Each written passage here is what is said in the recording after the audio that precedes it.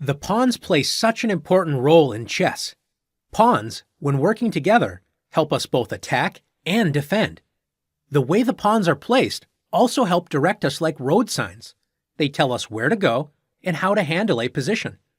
We're going to look at three main types of positions: open, closed, and semi-open positions. If there aren't a lot of pawns in the center, the position has open files and diagonals. They can be used like open roads for your pieces to travel all over the board. We call these types of positions open. In this position, notice that there are no pawns in the center, so there are a lot of open lines. Even though knights and bishops are generally considered to be worth about the same, in open positions, bishops are often far stronger than knights. The reason why is bishops are long-distance pieces that can travel from one side of the board to the other very quickly.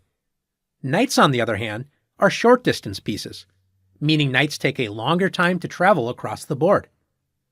In this position, both of white's bishops are pointing toward the king side. White's light-squared bishop joins the queen on d3 in pointing at h7.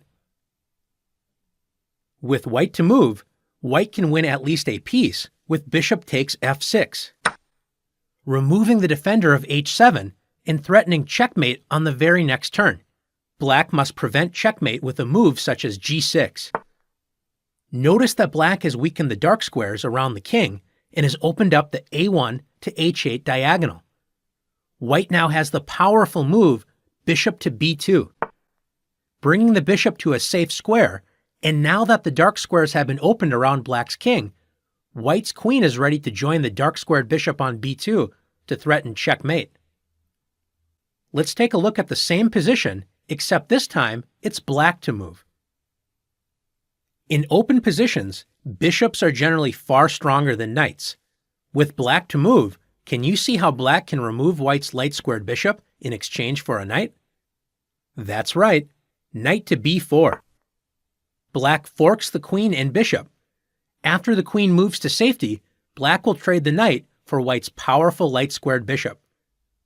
Notice how the knight move also opens up black's light-squared bishop, joining the other bishop in pointing directly at the king side. Since black will have a pair of bishops in an open position, black will have the better chances. In closed positions, the pawns are mostly fixed in place, blocking one another. There are little to no open lines to use, so the game becomes more positional, where pieces have to maneuver around to find good squares. Take a look at this position. It is a very close game.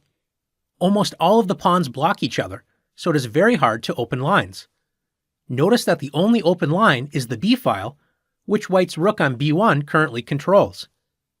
In closed positions, knights can be very powerful because they can jump over pawns and other pieces. Bishops are usually not as strong because, as we saw in the previous example, bishops love open diagonals. With white to move, can you find a way to trade black's knight for a bishop? That's right, with bishop to b5. White's bishop pins the knight to the queen, preparing to enter a good knight versus a bad bishop endgame. If black's queen steps out of the way, with queen to d8, white removes the knight with bishop takes d7. After queen takes d7, white plays the strong move, knight to c4. White threatens to fork the queen and rook on a8 with knight to b6. Notice the knight also pressures black's weak pawns on d6 and a5. White's knight is very well placed. Notice how black's bishop is passively blocked behind its own pawns. Let's say that black plays rook to a6, preventing the knight fork and still protecting the weak a5 pawn. White will build more pressure on a5 by playing rook to b5, threatening to win the a5 pawn on the next turn. Black plays queen to c7, protecting the pawn and also preparing rook to b8 to fight for the open b-file. Can you find white's next move that completely controls the b-file and brings another piece to the queen side? That's right, rook f to b1. White completely dominates the b-file. White is ready to play rook b7 on the next turn, invading black's territory. Black's passive pieces are no match for White's active forces. The third type of position is semi-open, which is somewhere in the middle of an open and closed game. In this position, there is only one file open, so this position looks mostly closed. Notice the tension between White's pawn on d4 and Black's pawn on c5. With Black to move, Black can decide to make the position a more open game with c takes d4, opening up at least part of the c file for Black's rook to enjoy. If White plays c takes d4, Black can play rook to c7, preparing to double the rooks on the newly opened c file and complete development with rook f to c8 on the next move. After c takes d4, if White decides to play knight takes d4, trying to keep the c file closed, notice that White no longer has a pawn on d4 controlling e5 and c5. Black can now activate the knight with knight to c5, attacking White's light-squared bishop and fighting for control of the center. Instead of opening up the position, Black can decide to keep the position mostly closed with c4, attacking White's bishop on d3 and blocking the c-file. This type of position will see a lot of piece maneuvering, with both sides trying to find good squares for their pieces and looking for weaknesses to attack. Finally, Black can also keep things unclear by playing rook f to e8, fighting for the only open file and keeping options available to open or close the position later. In semi-open positions, you have to stay flexible and be prepared for files to open or close, ready for both tactics if the position opens up and positional maneuvering if the position closes.